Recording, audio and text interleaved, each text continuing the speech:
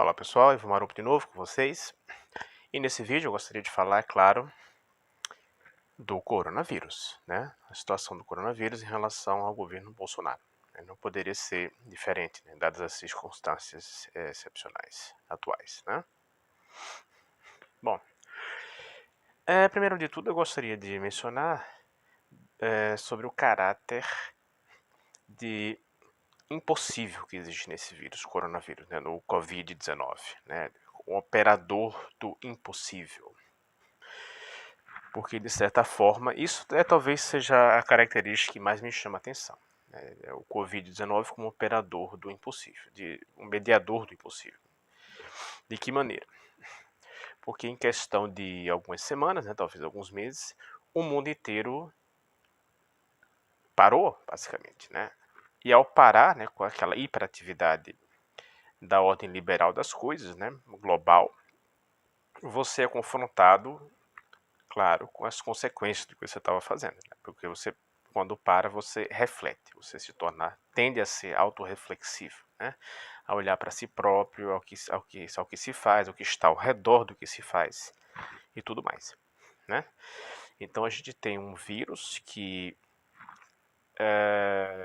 claro, com todos os seus males, ainda promove um bem, ainda assim, que é o mundo parar e olhar para si próprio.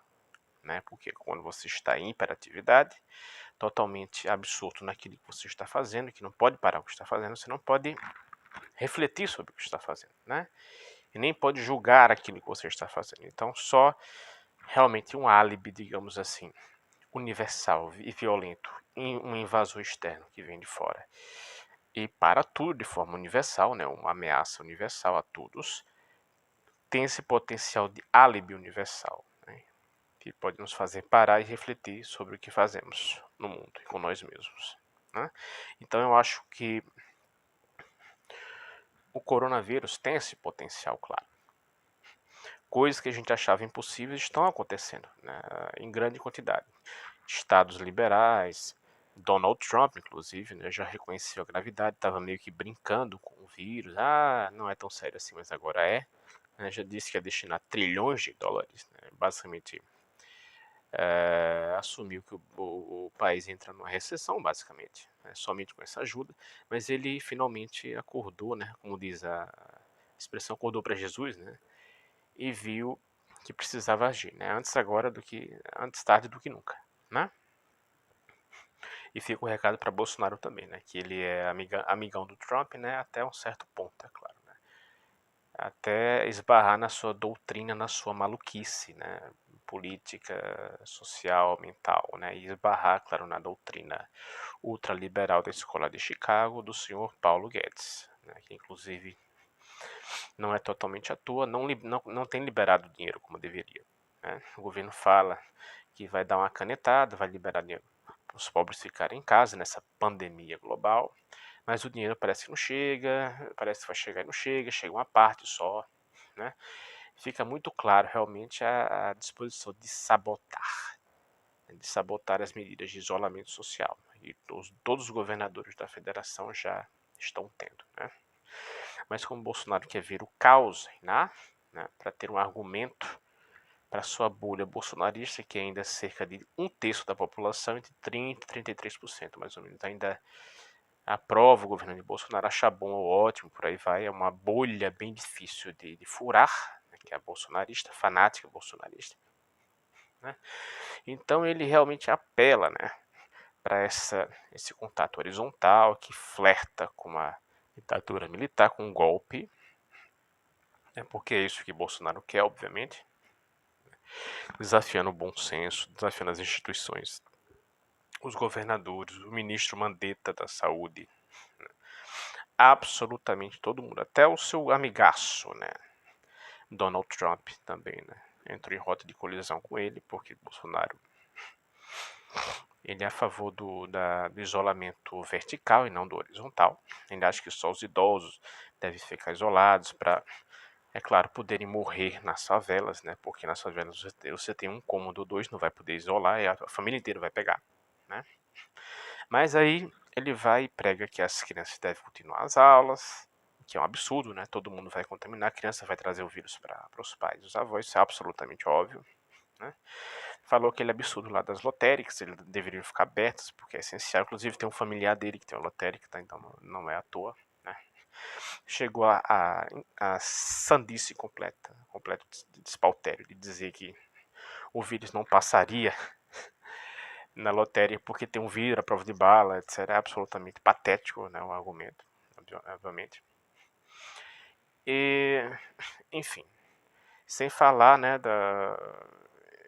é um cara completamente louco, né, não sabe o que está fazendo, basicamente. Mas eu acho que a gente deve, talvez, recusar as duas narrativas principais. A principal é, claro, que ele está criando um caos para dar um golpe. Eu não acho o Bolsonaro quer dar um golpe, porque ele sabe que não pode governar. Ao mesmo tempo, eu não acho ele apenas um soldado do neoliberalismo para acabar com o Estado, né? Beneficiar o alto capital, o centro, a direita, o capital financeiro, os bancos, tá? E eu também não acho que a tese do Paulo Giraldelli, que é um filósofo de São Paulo, está correta. Ele acha que Bolsonaro é um anarcocapitalista, que ele tem um plano mirabolante, que veio lá de Olavo de Carvalho, que espalhado pelos filhos dele, inclusive que o Felipe Pondé, um filósofo brasileiro, também apoia, segundo ele. E a ideia é acabar com o Estado, né? Todas essas ações contra as instituições do Estado Democrático de Direito e tal, não seriam à toa, seria para destruir o Estado, né? Para todo mundo governar com a base social dos evangélicos, que é uma grande parte do seu eleitorado, né? Tendo como ponto de apoio para garantir a ordem os milicianos, né, que a gente sabe que são a coluna vertebral junto com os evangélicos, né, do bolsonarismo, né, seja isso implícita ou explicitamente, tá? Mas eu não acho que é nenhuma dessas coisas. Eu acho que existe um elemento realmente esquizoide, realmente irracional em Bolsonaro, no sentido dele ser a expressão do que há de pior na extrema-direita. Tá? Essa inconsistência radical que sequer sabe o que realmente quer. Porque você pode pensá-lo como agente do neoliberalismo, mas ele não tem essa capacidade. Aí você pensa que ele quer dar um golpe e ele também não tem essa capacidade, obviamente, de liderar. Ele nunca foi um líder, né? Nunca foi capaz disso. Né? E o anarcocapitalismo também me parece estranho. Algo não bate.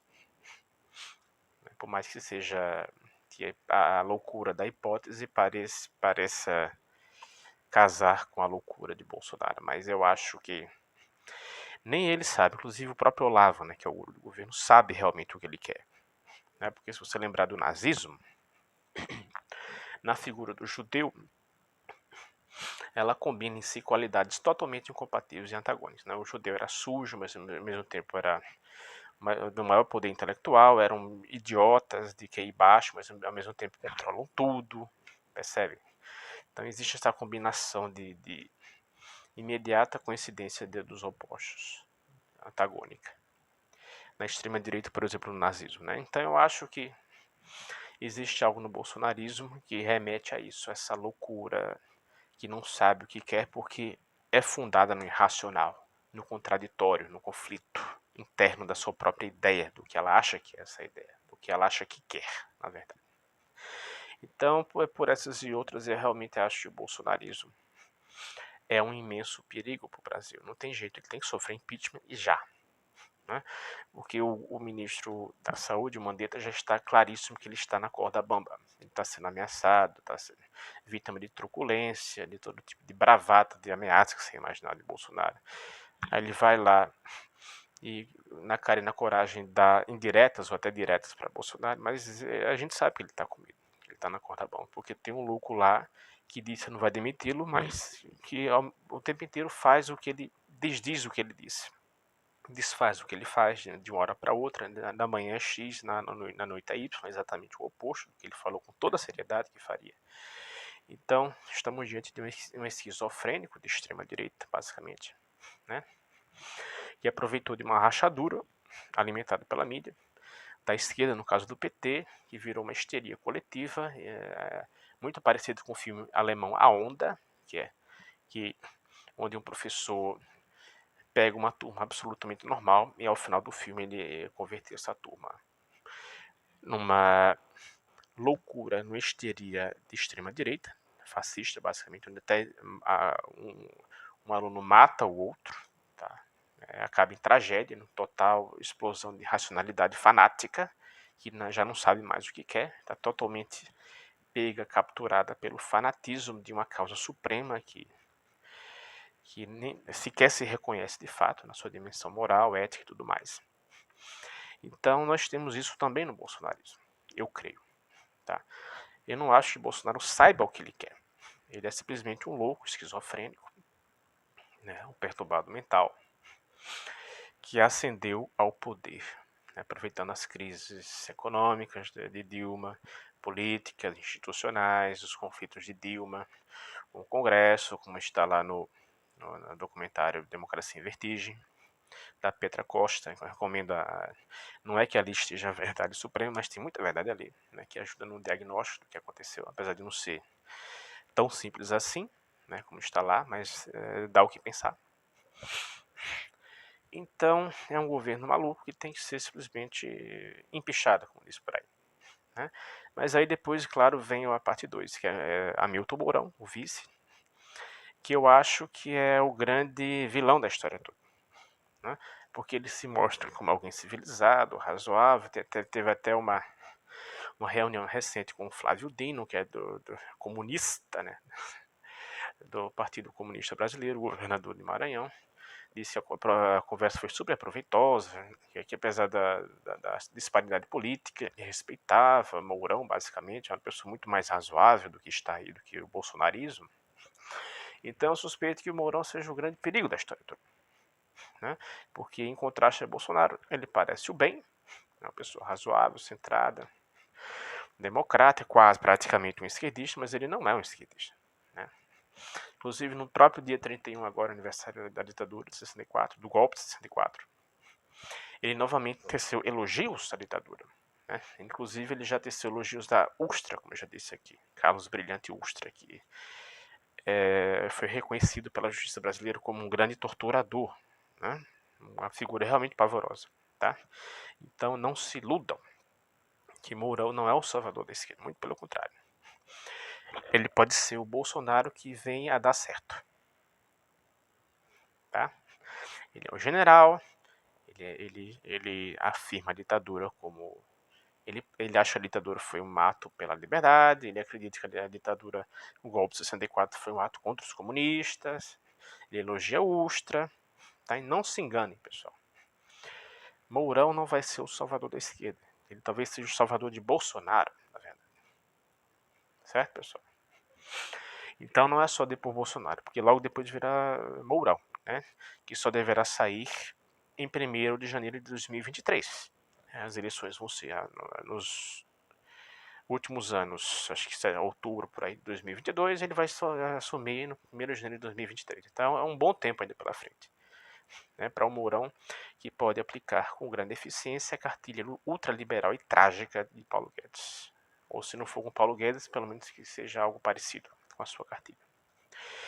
Então ele pode nos parecer, né, a redenção de Bolsonaro, mas ele pode ser, perdão, a redenção da esquerda, mas ele pode ser a redenção de Bolsonaro, na verdade. Tá? Ele ainda é um general que acha que a ditadura militar teve coisas boas. Tá? Então vamos com cautela, com calma, com critério. Tá? Vamos parar e vamos pensar o que está acontecendo. Tá? Mas retornando ao coronavírus, né? Existe esse potencial latente no coronavírus de ser um operador, um mediador do impossível, de fazer o mundo liberal global parar, né, e se confrontar com as suas próprias limitações. Né? Do nada a gente está vendo estados, inclusive os Estados Unidos, falando quase como um governo socialista, quase comunista, né? Onde o Estado está intervindo fortemente para o bem-estar da população, algo que era inimaginável. A gente sabe que para você ter um plano de saúde, por exemplo, nos Estados Unidos é horrível, né? Você quer fazer um exame, é super caro. Tá? Ter realmente um sistema de saúde bom e eficiente nos Estados Unidos é coisa para poucos, é tudo muito caro. Né? Mas o nada, né, com o coronavírus, em pouco tempo, Donald Trump está lá liberando trilhões de dólares, né, para a sua população, né. E isso tem acontecido no mundo inteiro, né? O Boris Johnson, lá na Inglaterra também, que é um governo mais de direita, meio malucão, também já disse que ia destinar 17% do PIB, né, para o combate do coronavírus, direto e indiretamente, socorro a empresas, alto capital, classe média, classe, enfim, etc. E até onde eu sei, no Brasil a conta era de 2% do PIB, mais ou menos. Então você compara 2% do PIB no Brasil, destinado ao coronavírus, e 17% no Reino Unido, basicamente, de Boris Johnson, que é um governo de direita. E aí você vê a situação calamitosa, né, na qual a gente está. E só está começando, né, pessoal? Porque essa é uma pré-crise. A gente sabe que isso vai aumentar e vai começar a pular exponencialmente os casos. E o governo não libera os recursos, obviamente, para manter a classe média, classe baixa, que precisa ficar em casa, de resguardo para não implodir o sistema de saúde com vários casos ao mesmo tempo. E o governo claramente não libera porque está apostando no caos, né? Ele está apostando nessa conclamação, digamos assim, direta ou indireta, do povo brasileiro, de uma parcela expressiva do povo brasileiro, cerca de 1/3, digamos assim, né, de bolsonaristas radicais, que acham que o governo ainda é bom, apesar de tudo, né? E com isso estimular alguma ação, um caos social que possa solicitar um golpe, de alguma forma Bolsonaro se escapar do impeachment, né, porque ele tem uma missão fanática que nem ele mesmo sabe as coordenadas ao certo, mas é uma missão fanática, ele é um missionário messiânico, né, que vai livrar o país da esquerda, que vai tirar o Estado e por aí vai. Então, uma figura dessa, com todo o seu histórico maluco, lembrando que ele foi expulso do exército, basicamente. Ele é um capitão reformado, porque ele foi expulso do exército por ato terrorista. Vocês podem ver isso que eu estou falando. Tá? Inclusive os próprios militares, né? Boa parte da cúpula está contra ele, porque muitos sabem que ele é um lunático, né? Sempre foi desequilibrado, desde a época do exército até hoje. Né? Então tudo isso gera um quadro muito preocupante, tá, pessoal? A gente tem que parar para pensar. Bolsonaro é uma ameaça, tem que ser empichado. Isso é indiscutível. Mas a gente também tem que pensar logo depois na ameaça a Hamilton Mourão. Certo, pessoal? Que não é o redentor da esquerda, mas provavelmente o redentor de Bolsonaro, como eu já falei aqui. Tá?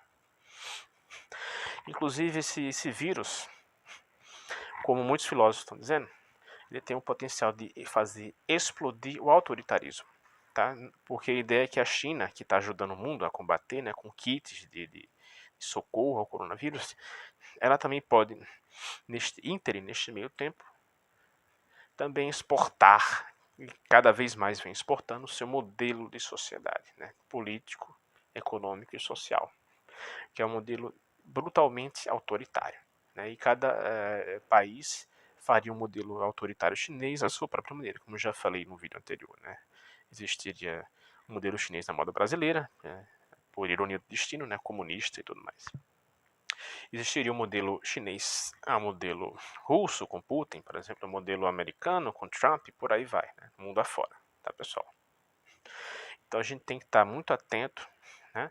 O coronavírus nos permitiu dar a cara a tapa, que o liberalismo global seja confrontado, né, com as suas limitações, mas ao mesmo tempo ele também pode disparar um novo autoritarismo global, o modelo chinês, tá? Nessa crise também, nessa crise econômica, crise sanitária, por aí vai. Né? E temos o nosso problema local que é Bolsonaro, né? Que a gente precisa criar as condições necessárias, agir de fato, tá? Para que ele seja empichado, né? Sofra impeachment, e ao mesmo tempo se preocupar com o que vem depois, né? Com Hamilton Mourão e com a resposta da esquerda, viável para 2022. Tá, pessoal? Então a gente tem que pensar em tudo isso nesse momento difícil. Essa crise sanitária, crise política, crise econômica global e por aí vai. Certo? Então esse vídeo foi para isso. Beleza? Um forte abraço.